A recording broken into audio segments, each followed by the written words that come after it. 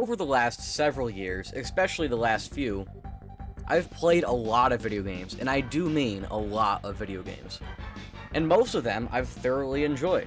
So today, to celebrate the 5-year channel anniversary, which happens this month, as the YouTube channel was created on July 18th, 2020, I will be ranking my top 50 games of all time. This is Nintendo and non-Nintendo, retro and modern, doesn't matter. Everything qualifies as long as I haven't beaten it in the last couple weeks, because I obviously needed time to make this video, and if stuff that I beat yesterday counted, then I wouldn't have had time. Without any other further ado, because this is obviously a very long video, let's hop right on into it. Coming in at number 50, just barely scraping onto the list, we have an excellent game, because every game on this list, all 50 of them, are excellent. Obviously, I think number 1 is substantially better than number 50, but there's still plenty of games that I thought were pretty good that couldn't make it on this list. So at number 50, we have a game that I beat on May 30th, 2024, so it's been a little over a year. That game is Ubisoft's 2007 Assassin's Creed. Assassin's Creed, I played this on the Xbox 360, actually on the Series X, but I played the Xbox 360 version, and Assassin's Creed is obviously the first game in the Assassin's Creed series. That's why it doesn't have any sort of subtitle. And Assassin's Creed is a phenomenal Assassin's Creed game. From all I've seen, having not played the other ones just yet, it seems like Assassin's Creed does a lot of things that the later games abandoned. I love the climbing mechanics, the free running on top of buildings. I love the combat with the blocking. It felt it took a lot of tactility. There was a lot of stuff like, the guy who would swing at you and you would have to dodge or guard, and you'd have to strike right at the right time. It felt like a very skilled combat. The story was interesting. The story is not usually my main thing in a video game. I'm usually not specifically looking for a story, but I did enjoy the story in Assassin's Creed. And I mean, really, at the end of the day, you're an assassin and you're following a creed, so go figure, right? But yes, Assassin's Creed, squeaking in at number 50. It's a great game. I definitely recommend it. For 49, we have the first platformer of the list, specifically a 2D platformer. If you don't know my game taste, you'll know after watching this video that I am very much into platformers. In fact, about 56% of this list, depending on if you count something as a platformer, are platformers. So that is definitely my favorite genre. But the worst one out of the top 50, obviously there's platformers that didn't make it on, is 1989 Nintendo's Super Mario Land. This, of course, is one of the two 2D Marios, the other one being Super Mario Land 2, on the Game Boy. And I did actually play this game on a Game Boy, on the original Game Boy, partially because it's cool, but also because when I played this last year, it actually wasn't on the Nintendo Switch Online service yet. It was actually just like a month or two later that they ended up adding it on there. So I beat this game on April 9th, 2024. It took me about 2.5 hours because I kept getting game overs, and if you don't have the Nintendo Switch Online version of this game, it can actually be a little tricky. Of course, there's only like 13 levels or so it's easy in that aspect, but the levels can be pretty tricky, especially towards the end there, if you don't have the save states and stuff, because you can get game overs. You only have a few lives. Obviously, there's a lot of weird things that are unlike other 2D Mario games about Super Mario Land. They're like, the fire flower is different. It bounces around and hits off walls and stuff. Obviously, it's black and white because it's on the Game Boy. There's bunch of different weird enemies, different weird bosses. You fly in a plane. I mean, there's just a lot of strange things about Super Mario Land because it was so, technically, they were working on hardware that was much weaker than the other Mario games, so they had to do a bunch of weird stuff to kind of make it work. And for that reason, Super Mario Land is a great game, even though mechanically it doesn't really hold up very well, and it's also on the Game Boy, and most games on the Game Boy I don't like. But yes, mad respect to Super Mario Land. It's a great game, especially considering its limitations, and I recommend that everybody, especially if you're a fan of Mario or platformers, play it.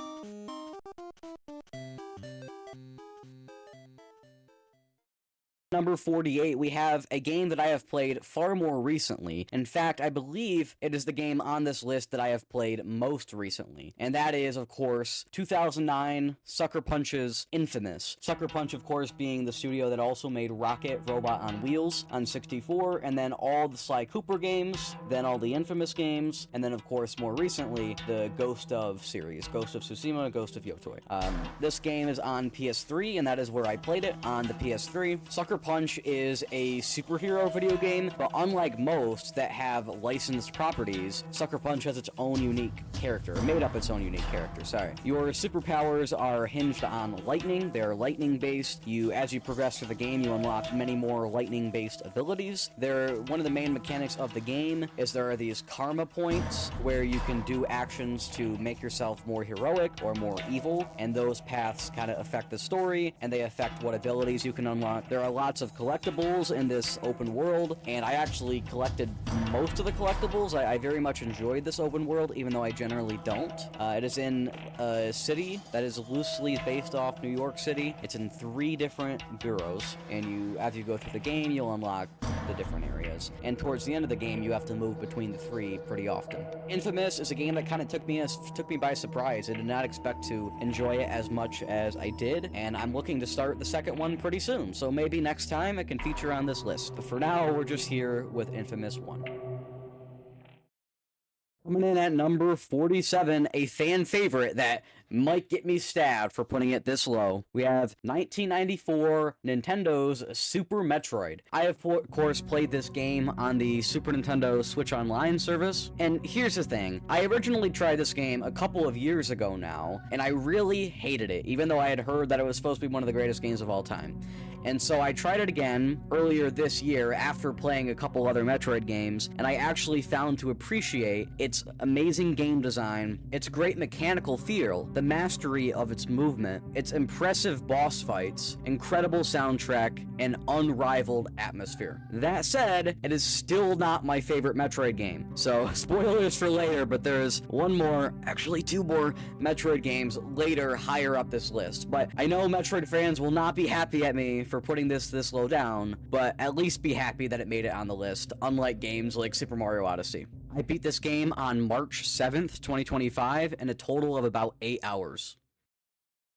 Coming in at number 46, we have a game that probably shouldn't be on this list, but it's really funny. This, of course, is 2023 Sega's The Murder of Sonic the Hedgehog. If you haven't heard of this game and you're like, what? I can totally understand, because when I first heard about this game, that's exactly what I said as well. This is a free game on Steam, and I believe it's on the other stores as well, like the Epic Game Store and GOG Galaxy. The Murder of Sonic the Hedgehog is a visual novel, like Ace Attorney, surrounding literally the mystery of the murder of Sonic the Hedgehog. And I've got to say, it is hilariously funny and just insanely stupid, and that's why I love it. And so I just had to put it on this list. Maybe it shouldn't be above things like Infamous and Assassin's Creed and Super Mario Land, but I don't know, man, it's great. Everyone should play it. This, of course, was not made by the regular Sonic team. This was actually made by Sega's social media team, which makes this even funnier. I beat this game on October 14th in about 2 hours, 15 minutes.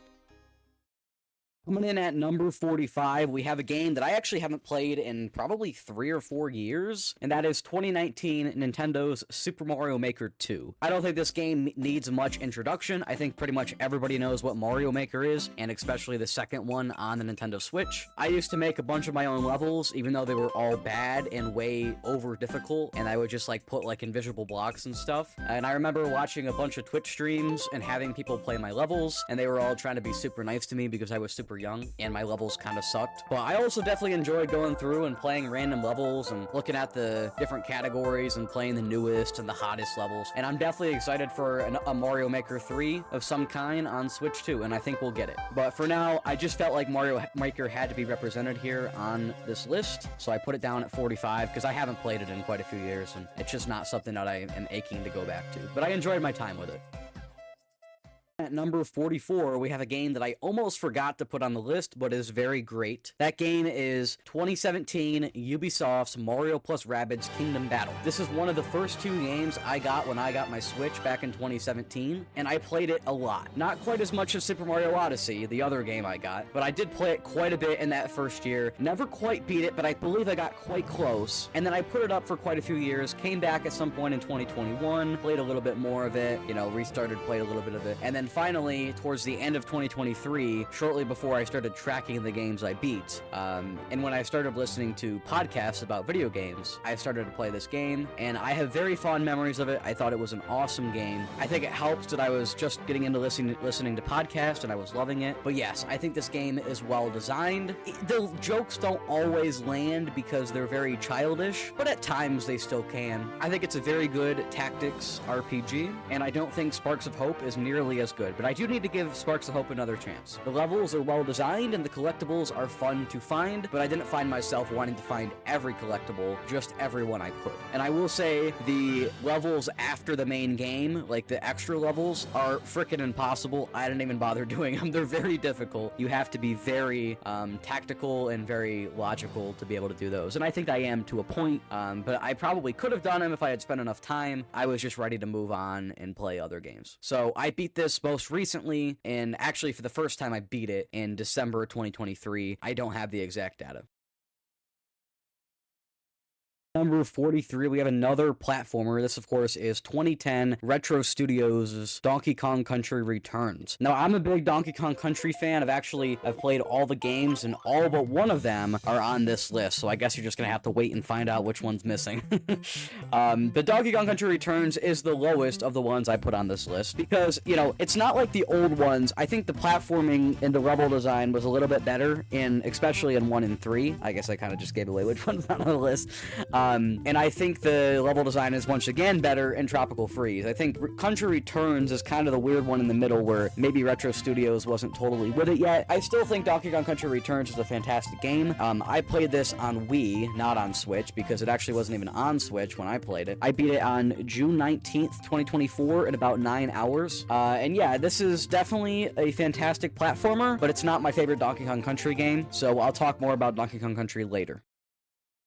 Number 42, we have our first indie game. That, of course, is 2010 Playdead's Limbo. Limbo is kind of another platformer. This is one of the ones that I said was kind of a platformer, because it is sort of a platformer. It's a puzzle platformer. This was one of the earlier indie games that really opened the door to a lot of indie games that have done well since. And I think it's something that deserves a lot of respect, and it actually still holds up quite well today, although admittedly less so when you play inside. But it's still a great game with a lot of great puzzles, with a great atmosphere, considering it's all black and white. Like, I really enjoy the black and white with kind of the eerie, sort of creepy at times vibe they've got going on. It's not like a horror game or anything by any means, but it's got some weird, unsettling things that happen. And I'm not going to really spoil anything. Not that there's like a ton to be spoiled, but there's some interesting things that happen. I won't spoil any of the puzzles either, although, like, if you haven't noticed, I'm trying to keep it brief on each game here anyway.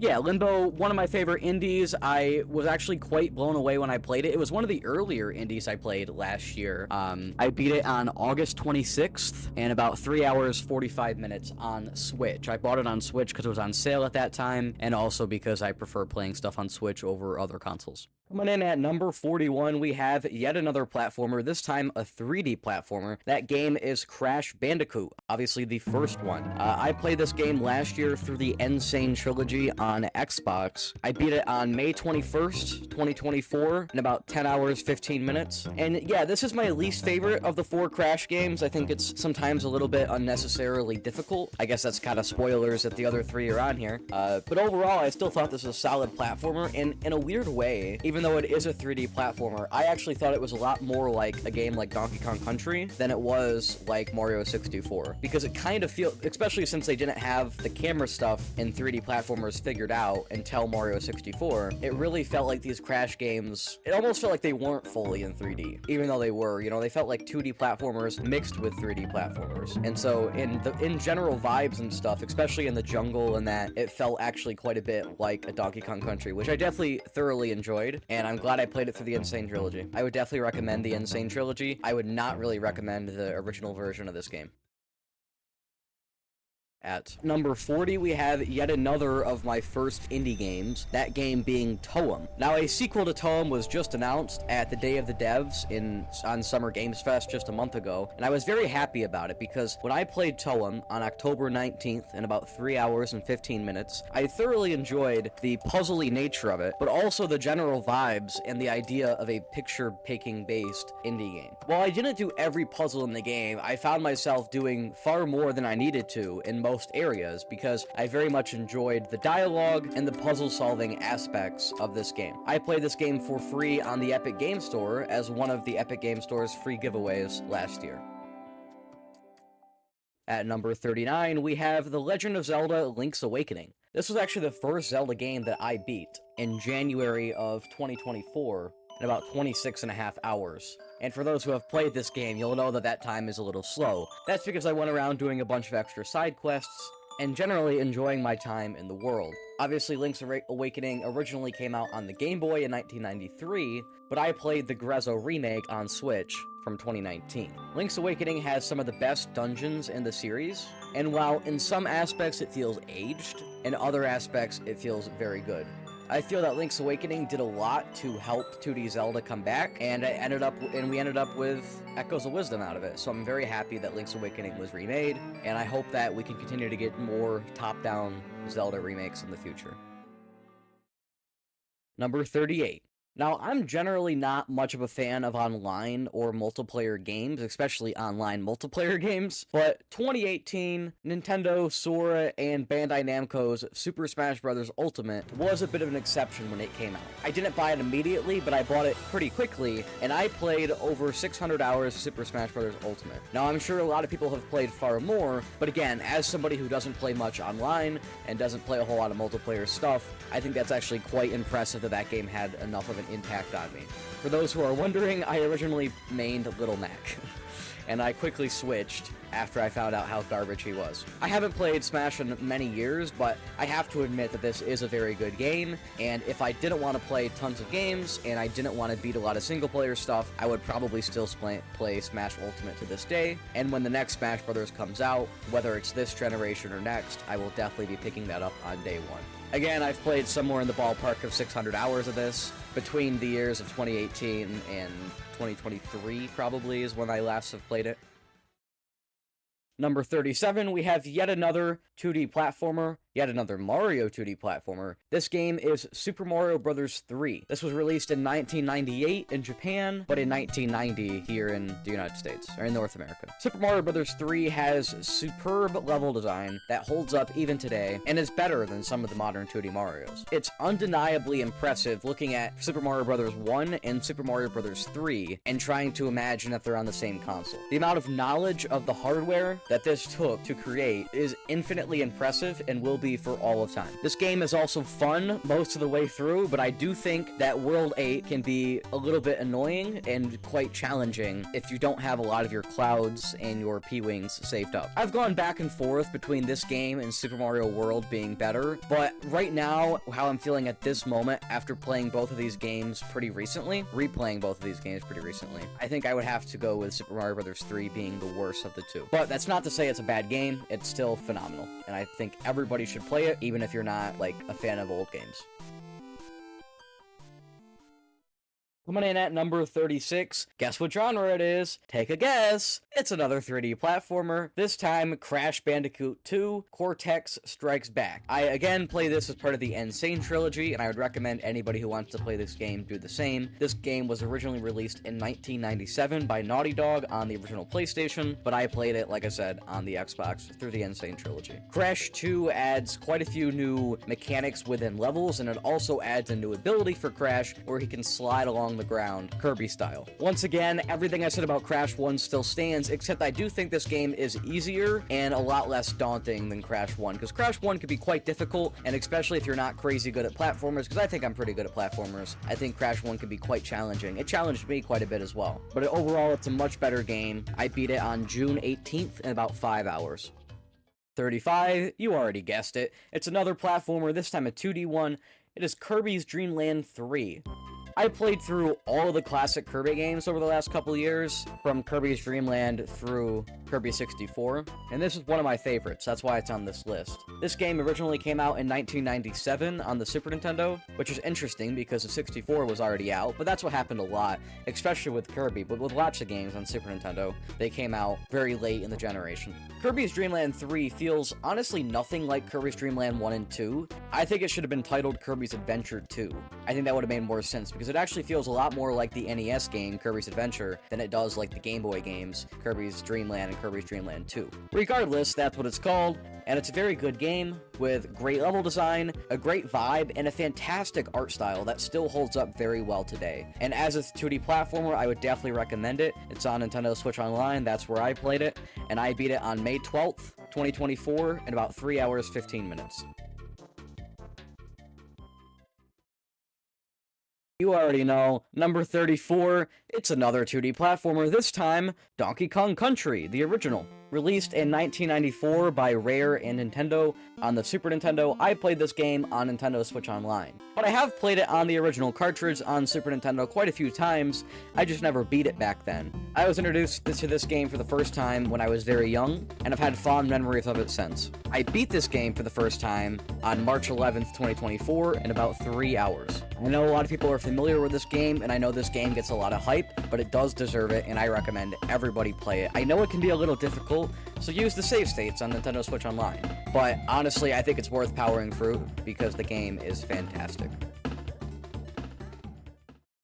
At number 33, we do not have another platformer. This time we have another Zelda game, this one being The Legend of Zelda Breath of the Wild. Now I know a lot of people would probably put this as their number one. In fact, I've seen many similar lists with Breath of the Wild always in the top 5. So this might be a little bit strange, maybe a little blasphemous for me to put it this low down in my list, but I really just don't love the open world in Breath of the Wild, and I think that classic 3D Zelda is better.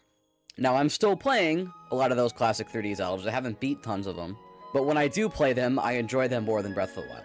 So Breath of the Wild is still a great game, and it'll probably stay in my top 50 for a long time, but I do imagine it'll get squeezed out eventually. But I don't think it's quite as good as a lot of people let on.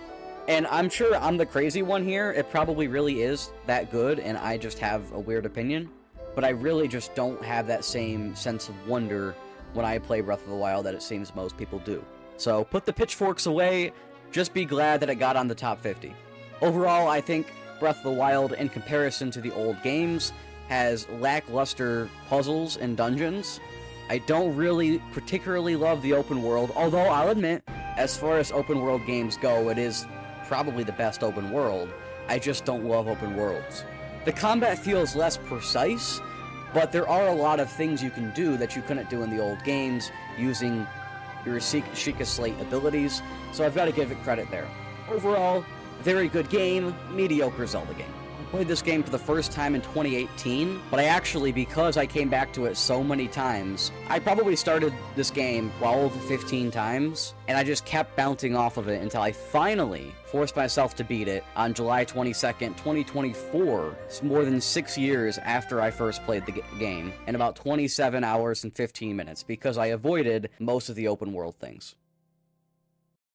Number 32, we have another kind of 2D platformer, kind of like Limbo. This game being called just Donkey Kong, but it's not the arcade one, it's the Game Boy one, and so it's commonly known as Donkey Kong 94 because it was originally released in 1994. This game is one that I had heard for a long time was one of the best games on Game Boy and was a phenomenal game, and I was pretty skeptical because most games on Game Boy are less than phenomenal, if we're being honest with ourselves. Game Boy games have not aged very well. But I've got to say, if you have the same skepticism as me, try this game. It is incredible. Like, honestly, it's pure joy, pure fun. It's very well thought out. It takes some reasoning ability, but it's also not unbelievably challenging. It is an amazing game.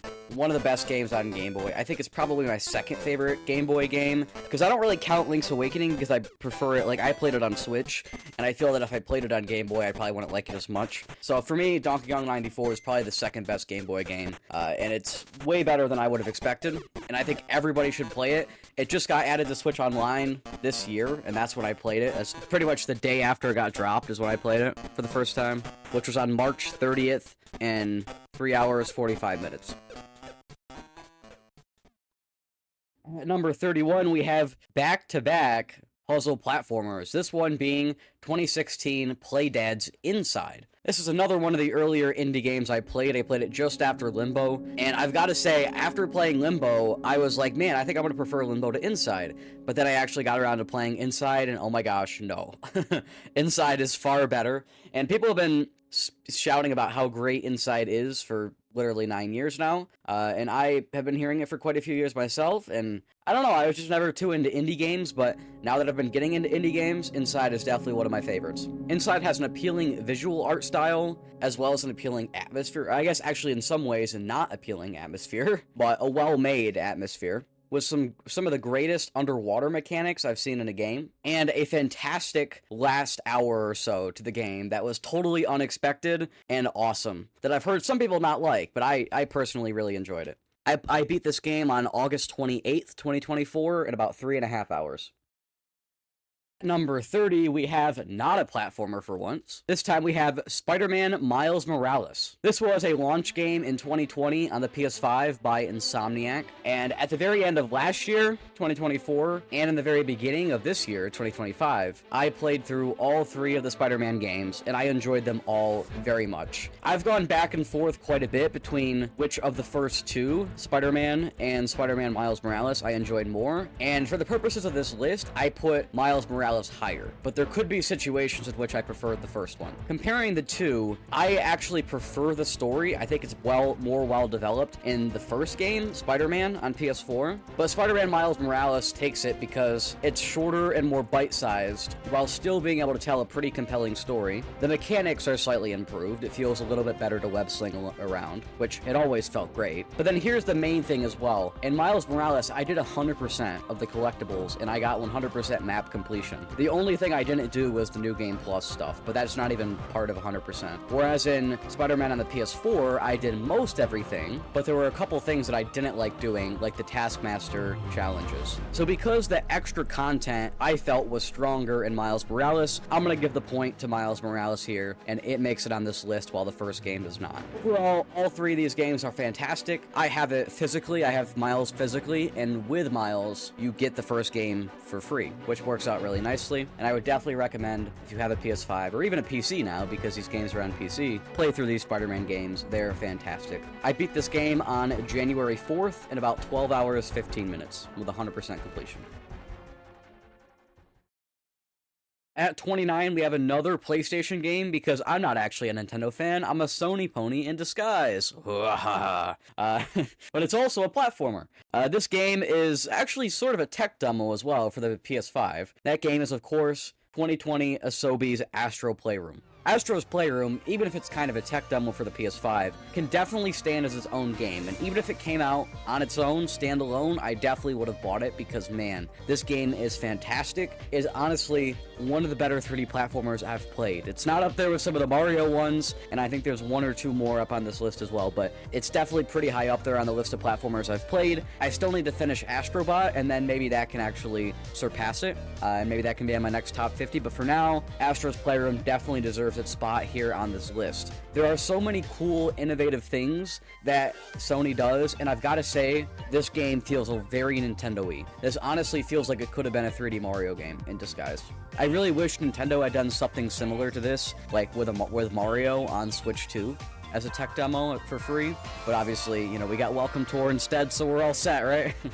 And that wasn't even free. No, I'm kidding. But anyways, it was fantastic. I loved the level where you had to roll the ball. Astro goes into a ball and you roll him along with the touchpad, monkey ball style. I loved the level where you're a rocket ship and you have to use the pressure-sensitive analog triggers. I mean, honestly, everything about this game was fantastic. I loved it, and I don't know why I got away from Astrobot, because I was loving that too, but I need to get back to it. I guess I've just played less of the PS5 lately. I actually talked to a couple people with a PS5 that have never played this game. I'm like, what are you doing? Like, it's free. Even if you're not a crazy platformer guy, it is a free game that shows off the PS5. Who wouldn't play this? I don't understand. But anyways, enough said about this game. It's fantastic. Everybody should play it. I obviously beat this on PS5 on December 25th, the day I got it, in about 3 hours or so.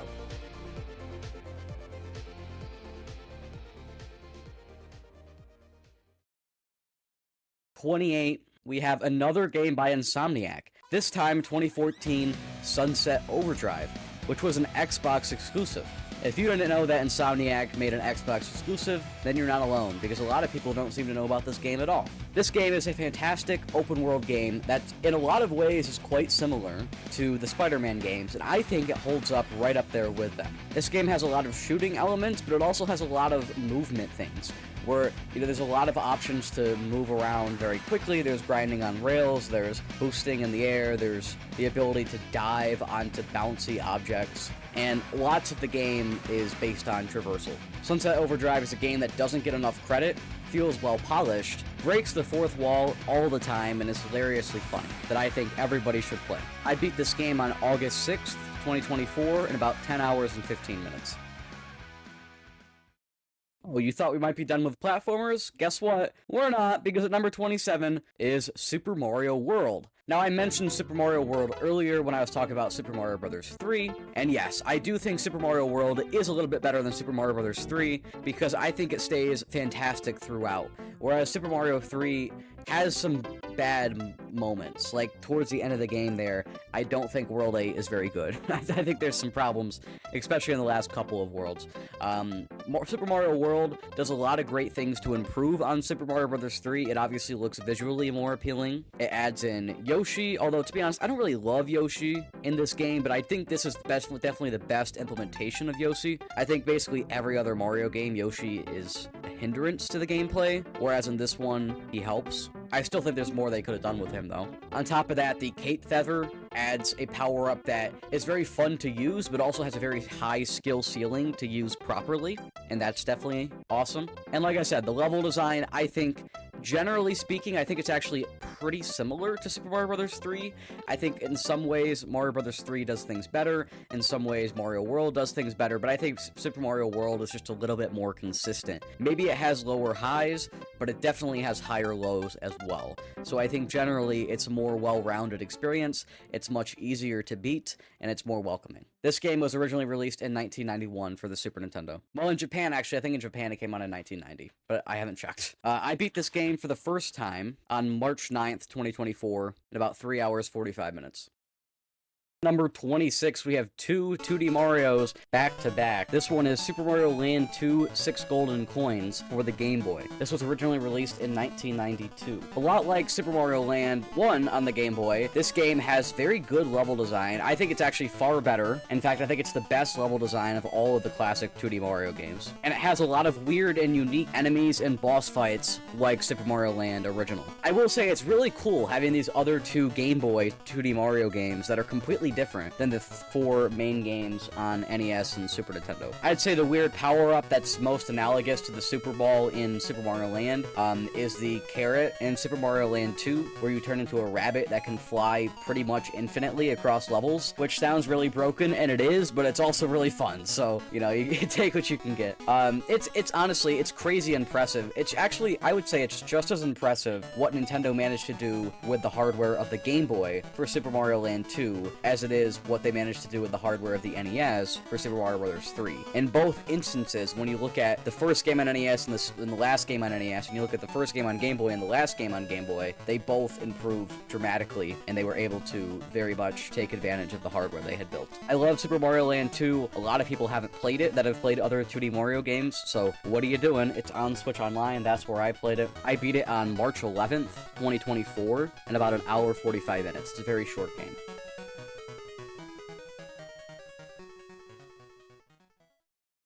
And we have reached the halfway mark. If you're still watching and you're not subscribed, what are you doing? Go subscribe, please. Now, number 25, we have Firewatch. Firewatch was released in 2016 by Campo Santo Productions. This is another indie game. I believe it is the indie game that is highest on this list. It's a very narrative-focused game with puzzle aspects, and like I said, it's very story-focused as well. It's an older indie game. A lot of people have played it. A lot of people have talked about it for a long time, but I don't think quite enough people have talked about it, because it really is incredible. I would recommend playing this on Game Pass or waiting until it goes on sale, because it does seem to go on sale quite a bit. But yes, this game, I guess, would be defined as a walking simulator, and there is a lot of walking that goes on. But yeah, early on in the game, it's pretty light, you know, the themes are very light, but it's quite fun. But then later on in the game, it gets a little darker, and it's pretty impactful by the end, I would say, and pretty mysterious as well. This is definitely an amazing game. I think everybody should play it, and it's my favorite indie game. I played this on Xbox Game Pass, and I beat it on October 13th, 2024, in about 3 hours, 45 minutes. Coming in at number 24, we have Donkey Kong Country 3. Now, Donkey Kong Country 3 improves on Donkey Kong Country 1 in lots and lots of ways. First of all, it looks visually way more impressive. And Donkey Kong Country 1 already looked amazing with Rare's 2.5D technology with 3D modeling. But Donkey Kong Country 3 takes it even a step further, and it looks incredible, even today. This game originally came out in 1996 by Rare and Nintendo on the Super Nintendo. I played this on Super Nintendo Switch Online. The level design, the world theming, and the world map is all improved from Donkey Kong Country 1, and the reason Donkey Kong Country 2 didn't make the cut on this list is because I felt that Donkey Kong Country 2 got to be way too difficult and always in an unfair way. When you die in Donkey Kong Country 2, it feels like you've been wronged by the game, whereas when you die in Donkey Kong Country 3 or in the original Donkey Kong Country, it feels like it was actually your fault. And I'll probably make a whole other video talking about Donkey Kong Country, the whole series, at some point, but for the sake of brevity, I'll leave it at that. So Donkey Kong Country 2 did not make the list, but the rest of the series did. I beat Donkey Kong Country 3 on April 28th, 2024 in about 3.5 hours.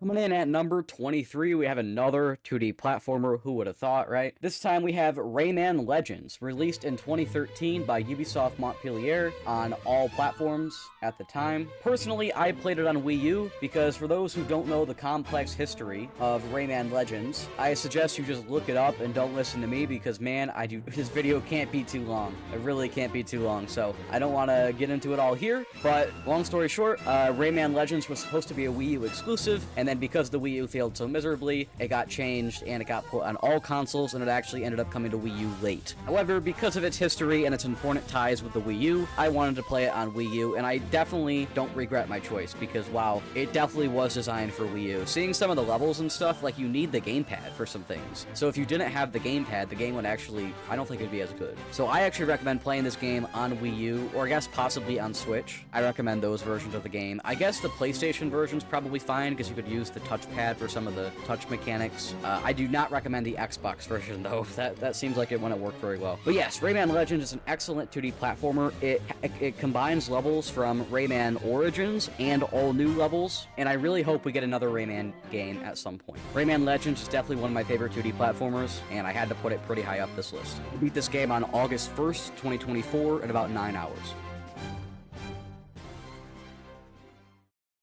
Coming in at number 22, we have Bowser's Fury. Bowser's Fury was a side game mode in the Super Mario 3D World plus Bowser's Fury port to the Switch in 2021. So when they ported over Super Mario 3D World, they included this other game, Bowser's Fury, with it. And in some ways, Bowser's Fury actually surpasses 3D World itself. I love the openness of Bowser's Fury, and it's definitely an interesting idea to have an open world 3D Mario game. The only problem is it kind of falls short because it's so short, and it feels like a half-baked idea, and it was more of a tech demo or a prospect for a more open 3D Mario game, which perhaps we'll see some of those elements in Donkey Kong Bonanza, or we might have to wait until the next 3D Mario game. Who knows, honestly. But either way, this game is still awesome, and it's sort of a shame that some Nintendo purists didn't buy it because they already had Super Mario 3D World on Wii U. But all in all, I think this game is incredible. It's definitely one of the best games, but it's not one of the best 3D Mario games. It's kind of lower down for 3D Mario games because it's so short and because it doesn't feel fully realized. But I'm definitely excited to see if we could ever get something like this that is fully realized. I beat this for the first time back in 2021, shortly after it came out, but I 100%ed it for the first time and beat it most recently on April 30th, 2024, in about 5 hours, 15 minutes.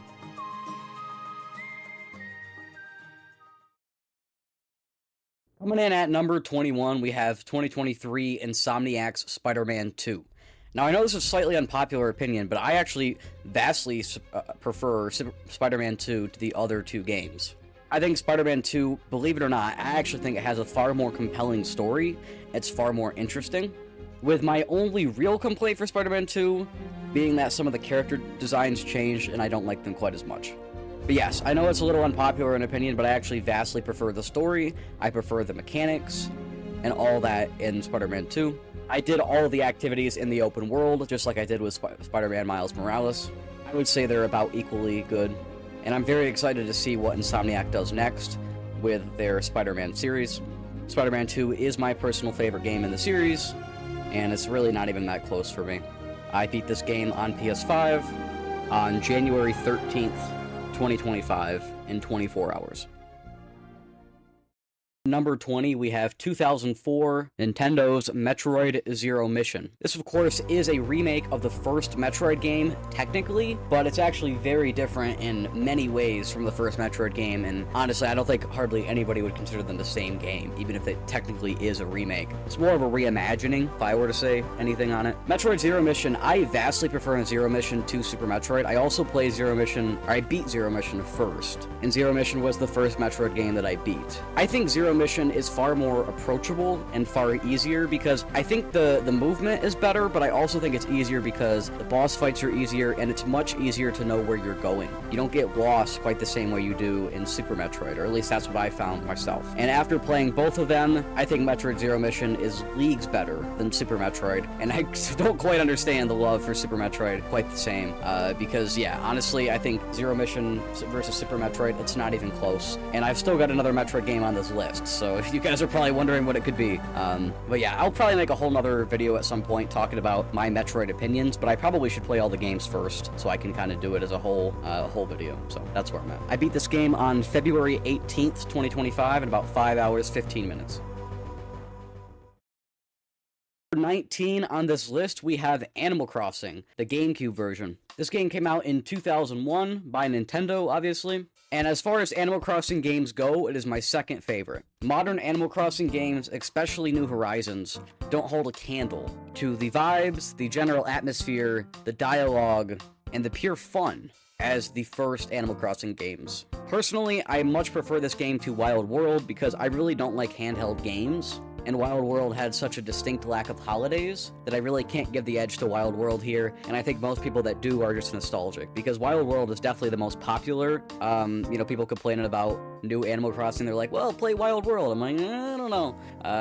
For me, it's GameCube or the one we'll get to pretty soon here. I actually played Animal Crossing for the original Animal Crossing, for the first time in December 2023. So this is definitely the Animal Crossing game that I've been introduced to most recently. I had actually played every game in the series except for this one when I first was introduced to this one, and I expected to not really like this as much as I did, but wow. If you want to play an Animal Crossing game, I would say play this one, play City Folk, or I guess possibly the latest one, just because it's the most accessible. I don't really like New Horizons much though, so I guess just don't even bother if you don't have old systems. So again, I played this for the first time December 2023. I played it every day until March 2024, and I also did a short video series on it in October 2024, but obviously I don't have like hour counts. There's no such thing as beating an Animal Crossing game.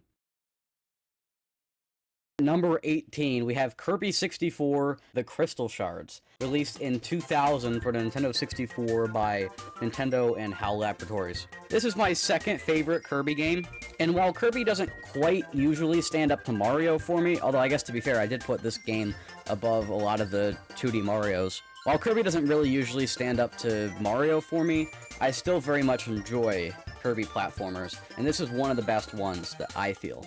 The visual style with the 2.5D is very appealing. The boss fights were actually a little challenging at times, but the levels themselves were quite easy, so that was a weird difficulty balance, but I did enjoy it. And overall, I think the copy abilities, with the ability to combine two copy abilities to get a different ability, I thought it was a very well thought out and well-executed idea. I very much enjoyed this game, and I beat it this year rather than last year like I did with most of the Kirbys. I beat it on February 18th in about 4 hours, 15 minutes.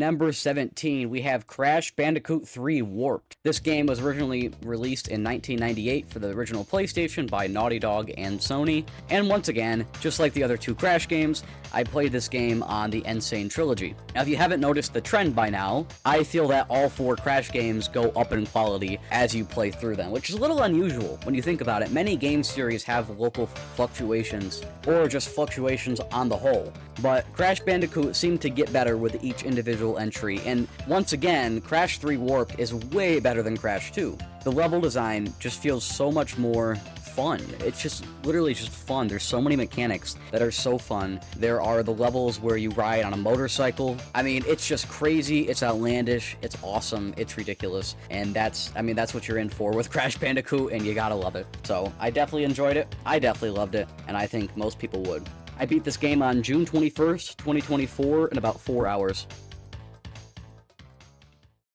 Coming in at 16, we have that other Metroid game I was talking about. Drum roll, please, everybody. It is Metroid Fusion. Now, I know, Metroid Fusion is not the most loved of Metroid games, because it's too linear, because it's too... I don't know, actually, I think that's really the main complaint, is it's too linear. And let me tell you something. As a non-Metroid purist, who cares? The game is awesome. It's hilarious. It's not hilarious. It's fun. It's awesome. It's crazy. It's wild. The bosses are so fun. The abilities you unlock are so fun. It's colorful. It looks the best. The pixel art's amazing. The soundtrack is bombing. I don't care if it doesn't have the atmosphere of Super Metroid. Who cares? The game is amazing. So yeah, I think mechanically it's the strongest. It definitely has the best story. And I still think it has a good atmosphere. I just don't think it's the same atmosphere that Super Metroid has. I think it has its own, upbeat atmosphere. But at times it can be quite eerie as well. There's a lot of eerie stuff that happens in this game as well. So it changes moods throughout the game. And I think that's actually makes it a better game than Super Metroid. And it's significantly better because Super Metroid was my number 47 and Fusion's my number 16, so there's quite a difference here. My biggest analogy between Metroid Fusion, Metroid Zero Mission, and Super Metroid is that you get stuck the least in Metroid Fusion, somewhere in between in Zero Mission, and then you get stuck the most in Super Metroid. Here's my analogy. In Super Metroid, this isn't a real example, but this is again just an analogy. There may be a wall that you have to get through, and perhaps there's like some weird coloration or whatever that makes it look different, but generally it looks about the same, and you're supposed to shoot a random wall. There might be a small clue, but nothing too crazy. In Metroid Zero Mission, the whole wall is a different color to make it more obvious. And in Metroid Fusion, there's a giant arrow pointing to the wall. Or there's like an enemy that walks through the wall, or something like that. It's most obvious in Metroid Fusion, and I actually very much like that, because I don't get stuck, I know what I'm doing, and I'm just having fun going from place to place. It's a bombing game. I think everybody should play it, and I think you should play the other Metroid games too. They're also great. They're all in my top 50. All the ones I've beat are on my top 50, but Fusion is my favorite. It's really not that close. I guess between Fusion and Zero Mission, it's kind of close, but between those two and Super Metroid, it's not close at all. I beat Fusion on February 20th in about 7 hours.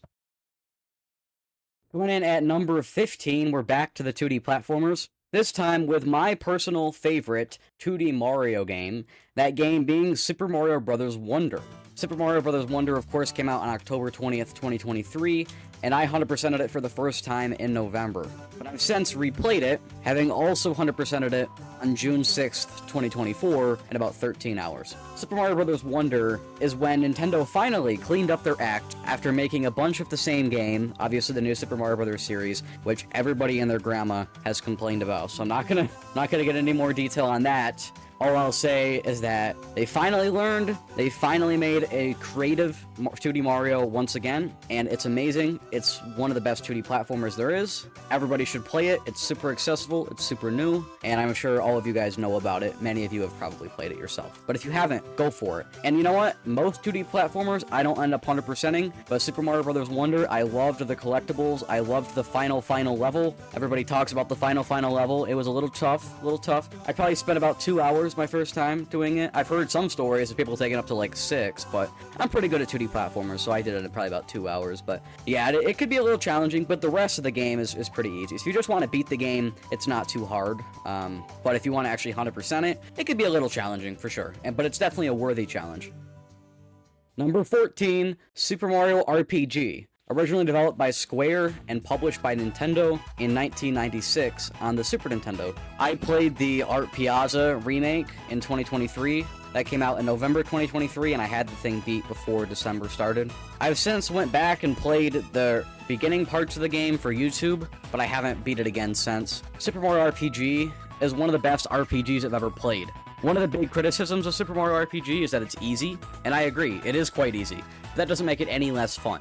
The combat with the action commands is very innovative and has spawned 2 full RPG series, even if one of them's kind of died off. And it's an incredible, comedic, hilarious, and downright entertaining video game that everybody should play. If you're a fan of RPGs, if you're a fan of Mario, or even if you're a fan of neither, I suggest checking this out.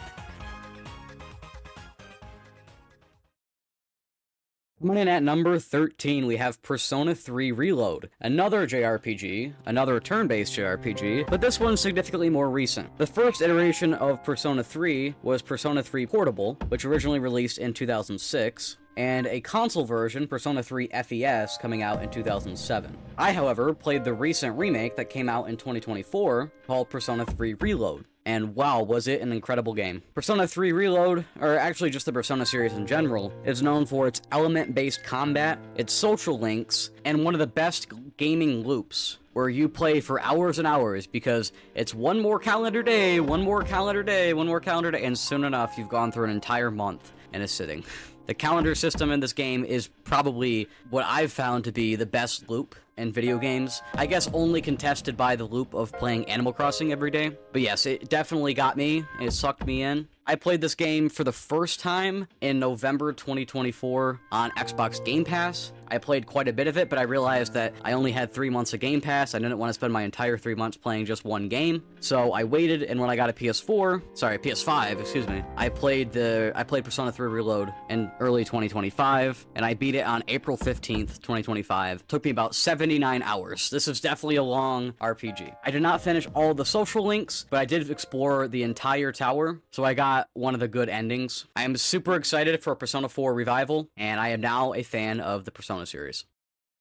Number 12, Animal Crossing City Folk. This is the other Animal Crossing game that was on this list, and this is my personal favorite, and I know that is a very unpopular opinion. Most people consider this to be one of the worst Animal Crossing games, because it's too much like Wild World. Most people say, oh, well, you know, they didn't add much on top of Wild World, and that's true, they didn't add much. But there's literally nothing missing that was there in Wild World, so it's literally Wild World, but on a console, which I prefer. I know not everybody prefers. And they added a few things, so it's just better Wild World.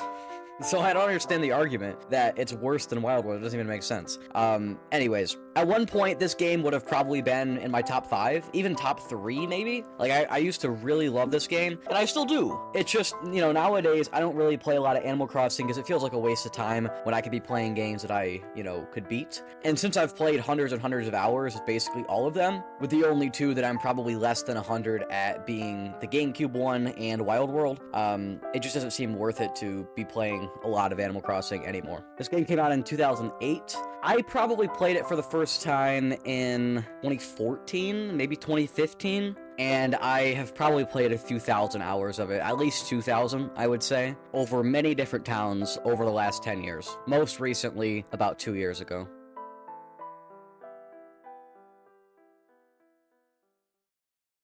At number 11, just barely not making its way into the top 10, we have The Legend of Zelda Echoes of Wisdom. Now, perhaps it's a little bit too early to be putting this high on the list, but I don't care, god darn it. This thing can always change, this list can always change. For now, this is how I feel about this game. It was incredible, and I think I've only thought of it as more incredible as time has gone on. The farther and farther I get removed from playing this game, the better and better it is in my mind. Having not really played that many 2D Zeldas, I think it's the best 2D Zelda. And having not played all that many Zeldas in general, I think it's the second best Zelda game. The puzzles were great, the change of pace was nice, I loved placing the blocks and controlling the enemies, and it really felt like the first time in a while that people were this excited about a Nintendo game. There's always people excited about every Nintendo game, but it's one of those things where I would hear people on podcasts sharing experiences and having done things completely differently, similar to the wonder of when The Legend of Zelda Breath of the Wild came out. Even though I myself wasn't feeling that same joy, I could hear all these people online talking about how they had had these different experiences and stuff, and it felt like Echoes of Wisdom was really 2D Zelda's Breath of the Wild. Personally, I actually enjoy exploring the open world in Echoes of Wisdom more than I do in Breath of the Wild. And that may be blasphemous, but I don't really care. That's how I feel. This game, of course, came out last year in 2024, and I did technically beat it in its launch year. I beat it on December 31st, 2024. I really wanted to get that done before the year was out so I could say I'd beat it in the launch year, and I spent about 19 hours and 45 minutes on it. Alright, everyone, hang in there. We have finally reached the top 10. And at number 10, we have Crash Bandicoot 4, It's About Time. So Crash has finally made his final appearance, and he's just barely crashed into the top 10. See what I did there? This game was released in 2020, years after Crash 3, by Toys for Bob and Activision. Crash 4, once again, and I talk about this every time Crash comes up, this is the 4th time, each game got better than the last. I think the jump between Crash 1 and Crash 2 is probably the most significant, but Crash 2 to Crash 3 is also a decent jump. Crash 3 to Crash 4, I think it's quite a bit closer. I actually contemplated putting them on the list side by side, but there were just so many things that I kept putting in between that eventually they ended up 7 places apart. So, originally though they were going to be right next to each other or within 2. And they ended up not, because so many things went in between. Because there were so many things that I was like, okay, these can't be in the top 10, but they need to be close, right?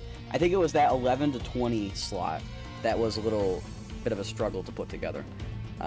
But Crash 4 was originally supposed to be outside the top 10, but I actually had, like, more than 10 things between 11 and 20, and less than 10 things between, like, 1 and 10. So I actually ended up graduating a few of the better things from my 11 to 20 up, and Crash 4 was one of them. Again, Crash 4, it looks way better than Crash 3, even in the Insane trilogy. It has a modernized version, so you don't have to deal with lives if you don't want to. It's a little bit easier, far more approachable, and I think it's a little bit more fun. So yeah, I think the Crash games just got better as they went on. I beat Crash 4 on August 3rd, 2024, in about 8 hours. At number 9, a game that was originally not going to be my top 10 either, and there ended up being more space for, Super Mario 3D World. Of course, this originally came out in 2013 on the Wii U, but has since been ported to Switch in 2021. I played quite a bit of both versions, and I have beat both versions. I have beat the Switch version a few times, most recently in December 2023. Where I 100% of the game except for beating every level with every character. So I did all the green stars, all the stamps, I reached the top of the flagpole on every level, but I didn't play the game 5 times because that's stupid. Super Mario 3D World, while it's very different from every other game in the 3D Mario series, except for 3D Land, which, by the way, I hate 3D Land, so that one's not on this list. Even though it's very different, I think it still has the same idea, like, the levels are very different, but you can feel the same DNA, even in 3D World. And 3D World was the last one, for me, that was incredible, the last 3D Mario game, unless you count Bowser's Fury, which actually I guess I did on this list, so I guess maybe Bowser's Fury is the last one. Either way, I don't really need to say a whole lot about 3D World, I don't think, because I haven't played it in quite a while, but I have a strong opinion of it. It's an easy enough game with some challenge in the later worlds, like after you beat the game. There's some challenge in those special worlds, like this mushroom and the flower world. And of course, the perfect run is sorry, not the perfect run. Perfect run is in Galaxy 2. Champions Road, that's what it's called. Champions Road is kind of challenging. But yes, I think it's an excellent game. I kind of like the whole level-based 3D Mario. I think my favorite style of 3D Mario is the 64 Sunshine style, then the Galaxy style, and then the other extreme is the 3D World style. I think the Galaxy games are kind of somewhere in the middle. Yes, I definitely love Super Mario 3D Land, and again, it wasn't supposed to be in my top 10, but there was space for it, and I was like, sure, I'll put this game in my top 10, so I did.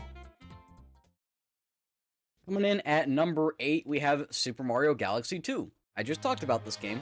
This game originally came out on 2010 on the Wii, and actually, I guess I say originally, but it hasn't been re-released since, quite controversially as well. I'll talk more about this game versus Galaxy 1 when I get to Galaxy 1. Spoiler alert, it's above. But I will briefly mention a few of the things that are different. Yoshi is in Galaxy 2 and not in Galaxy 1, and I actually really don't like Yoshi's implementation. Every time I have to use Yoshi in Galaxy 2, I really don't like it.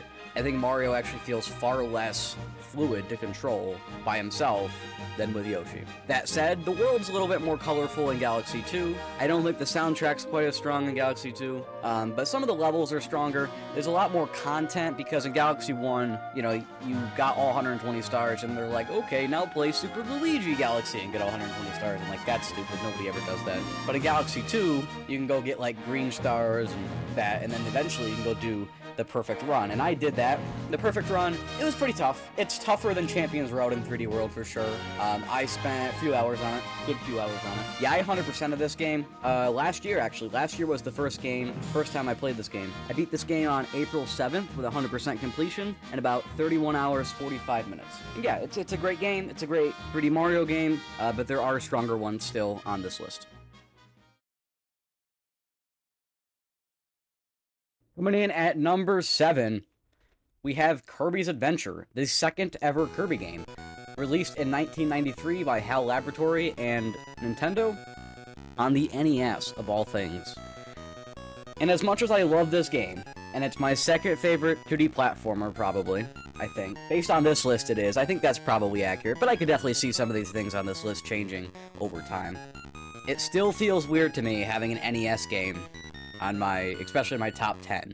That feels a little weird. I don't know about it, but to be honest, it is an incredible 2D platformer, and honestly, Kirby's Adventure feels more like a Super Nintendo game than it does an NES game, which makes sense when you think about it, because it came out 2 years into the Super Nintendo generation. And so, like I was talking about with Super Mario Bros. 3 earlier, they had learned the hardware, they knew what they were doing, they knew how to optimize things. And for HAL Laboratory, they had gone from the Game Boy to the NES at the end of its life. So they actually had a lot of advantage here in making a game that looked incredible, ran incredible, and they didn't have to make a whole lot of sacrifices with design elements and things.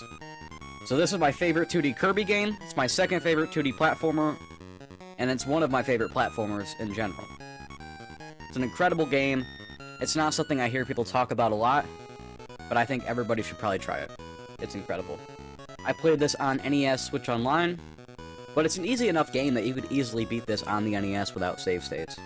I originally played this game on May 8th, 2024, in about 2.5 hours. Barely not making it in the top 5. At number 6, I have Donkey Kong Country Tropical Freeze. Donkey Kong making his final appearance out here. And this is the 2D platformer that is highest on my list. That may change at some point, but for right now, this is how I'm feeling. Tropical Freeze, which originally released in 2014 on the Wii U by Retro Studios and Nintendo, and then it got ported to the Switch in 2018 with the new funky mode. Donkey Kong Country Tropical Freeze is the best Donkey Kong Country game. I had heard people say that for a long time, and I was skeptical because I already loved the original 3, but I hadn't played Returns and Tropical Freeze. But after playing those two games, they hold up right there with the original trilogy, and I really hope that we get a third Donkey Kong Country game in this modern trilogy by Retro Studios. I really hope, but it's literally been 11 years now since the last one, so I'm skeptical, but that would be fantastic. I would be overjoyed if we could get another Donkey Kong Country game. But as it currently stands, this is the latest one, and it looks incredible, it runs incredible, the underwater swimming is incredible, the level design is incredible, the boss fights are incredible, pretty much everything, the theming is incredible. Almost everything about this 2D platformer is all you could ask for. It's an incredible game. Everybody should play it. Incredible. I beat this game on June 26th, 2024 in about 6.5 hours. And here we are. We're in the top 5. My top 5 video games of all time. All 5 of these, I will say 5 through 2, it was a bit tricky to order 5 through 2. Number 1 was a no-brainer, but 5 through 2, it was a little difficult to come up with it. But I've settled on this. I think it's a pretty good order. I could see things moving around in the future, but for now, my number 5 is Super Mario Galaxy. Originally released in 2007 on the Wii, and ported over to the Switch in the 3D All-Stars Collection in 2020. Personally, I don't like the version in the 3D All-Stars Collection, so I still play the Wii version. I 100%ed this game, if you want to call it that, because I didn't do Luigi Galaxy, but I got all 120 stars. I 100%ed this game most recently on February 14th, 2024, in about 22 hours, 45 minutes. Super Mario Galaxy is an incredible game. I know, I keep saying incredible, but really, these are incredible games. Immaculate. We'll call it immaculate. It's a masterpiece, honestly. Again, the level design, fantastic. I think there's levels that are better in Galaxy 2. I think there's levels that are better in Galaxy 1. But overall, I don't like the inclusion of Yoshi. And I think Galaxy 2 goes on a little long when you're trying to get all the stars, because the green stars are a little annoying and tedious, and the comet medals are a little annoying and tedious. Galaxy 1, as long as you're not going for Luigi Galaxy, is far less annoying and far less tedious. And I think I'm also just a little more nostalgic for it, because I played Galaxy for the first time when I was probably 3 or 4, but I played Galaxy 2 for the first time last year. So, you know, it's a bit different. Galaxy 2's fighting an uphill battle here, but I don't think it wins.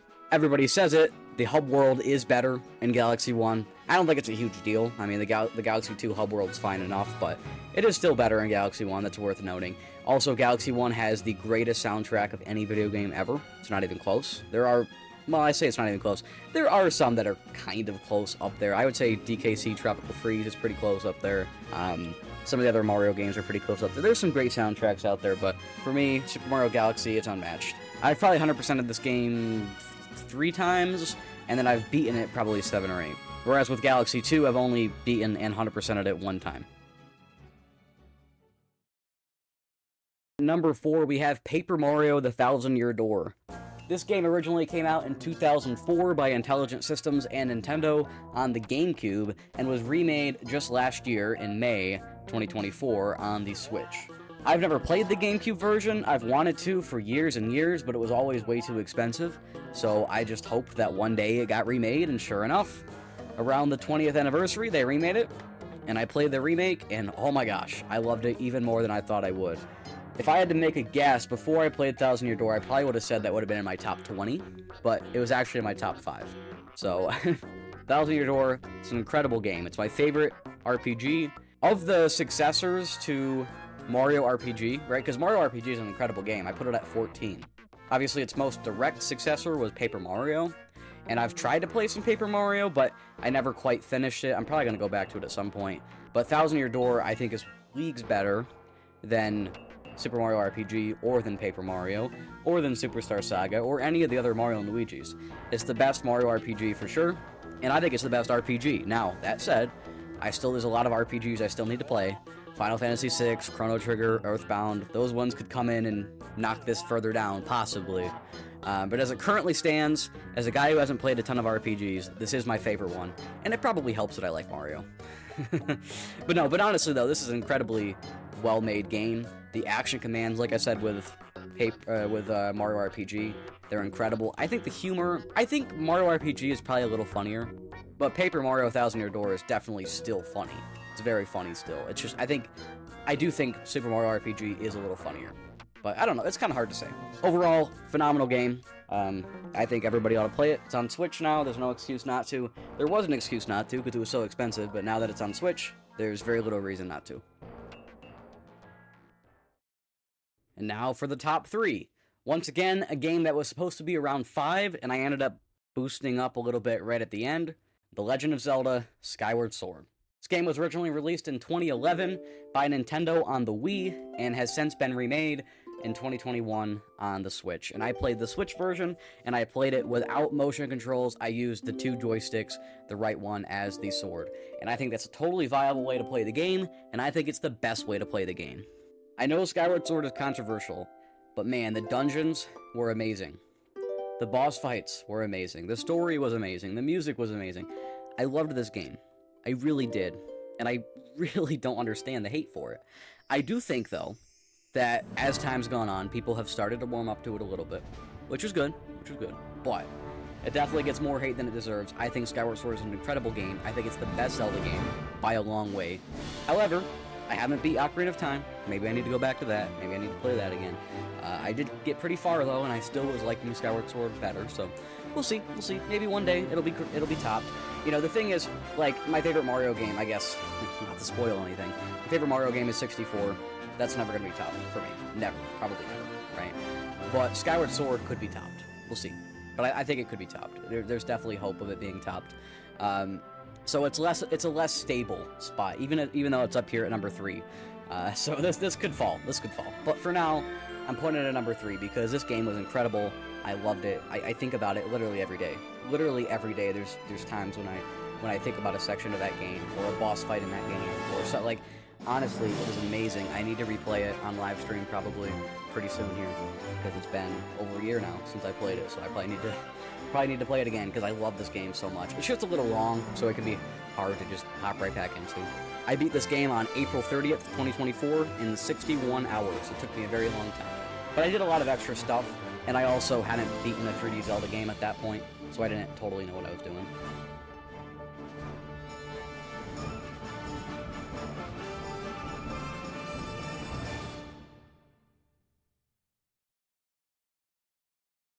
My second favorite game of all time is Super Mario Sunshine. And no, I promise I'm not just trying to make the most controversial list of all time. I know I put Breath of the Wild at 33, City Folk in my top 15, Super Mario World above Super Mario Bros. 3, and Skyward Sword in the top 3, and now I'm pulling this. I know what you're thinking, I know. But Mario Sunshine is incredible. It is so fun. Honestly, like, there are few games, there's one, literally that's why it's number 2, that are so fun. Like, honestly, I can't even articulate how hilarious of a time it is to play Mario Sunshine. Sure, there are bruises everywhere. This game feels like it's bleeding out at times, with the weird glitches, the strange bugs, all these things. I get it, but man, this game is awesome.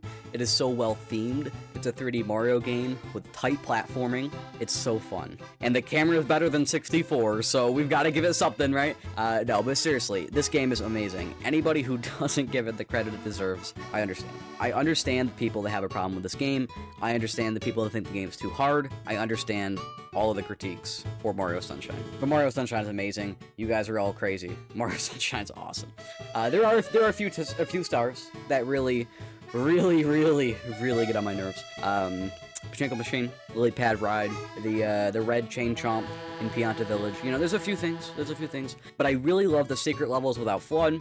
I really love using FLUDD as well. It's kind of funny. Some of my favorite levels are when you can't use FLUDD, and some of my favorite moments in the game are when you're using FLUDD. And I love Corona Mountain. I mean, honestly, lots of things about this game. I just love the game. It's a fantastic game. And I'm probably going to live stream it again now that I've talked about it. But that's enough about Mario Sunshine. Let's get to our number 1.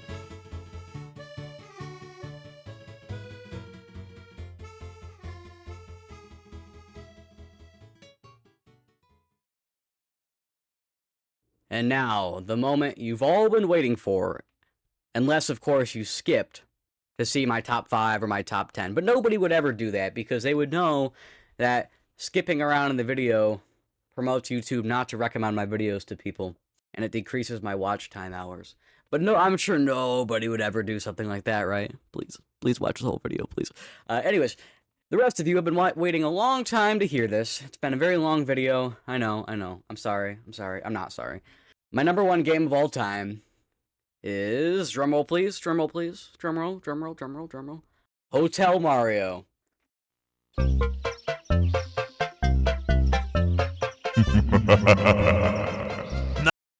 Released in 1994 for the Philips CDI, this is a puzzle game with a large focus on the narrative and... Okay, alright, fine. Hotel Mario is not my number 1 game of all time. It's actually Super Mario 64. Super Mario 64 is a masterpiece, and I'm pretty convinced that no game will ever top it. I can maybe Super Mario Sunshine will be topped, maybe I'll get a new number 2, maybe a new number 3. I don't think I'll ever have a new number 1, for as long as I'm making these lists, and for as long as I'm alive. Because Super Mario 64, I do think, a better game could possibly be made. But I don't think it ever will. And I think if it is, I will probably still like Mario 64 better. Because at this point, I've 100% of the thing like 25 times. Probably not actually, probably like 15. But still, 100% of it like tons of times. And I've, been playing it nearly my entire life. I'm very nostalgic for it. So even if something did come around that might be a little better, I'm not sure I would know it. It's a bit of a scary position to be in. However, it's an amazing game. I 100%ed it most recently, probably a few weeks ago. It was in May sometime. So I guess actually more like a month ago. But this game has some of the best level design of any game. Obviously, some of the best visuals. No, I'm kidding. Not the best visuals. Who cares about visuals, man? The mechanics, the gameplay, the levels are amazing. They're amazing. Just about every star, there's a few, just about every star is fun to get, or at least feels worthwhile in some way. Whether it's just to get to the 120 stars, or whether because it's actually fun and challenging. Obviously, every time I play this game, it becomes less challenging, and I find more and more strats to break the game and get stars faster, but that's just part of the fun. Super Mario 64 is a masterpiece. Odyssey has nothing on it, and no 3D Mario game probably ever will.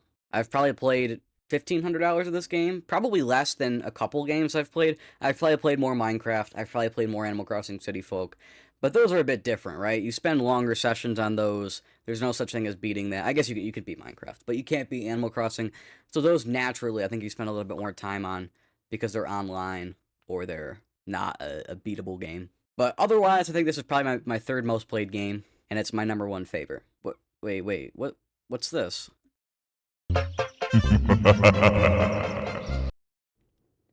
But in all seriousness, thanks everybody for watching. If you watched this whole thing through, I mean, that's crazy. But again, thank you very much.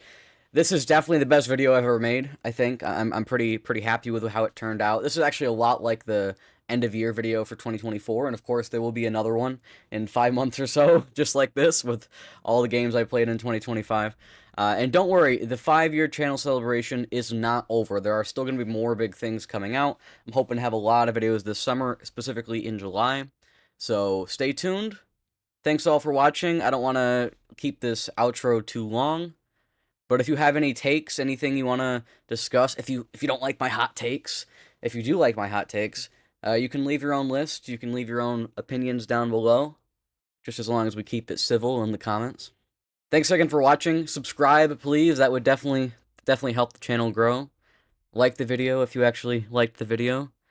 And again, thanks all for watching. Goodbye.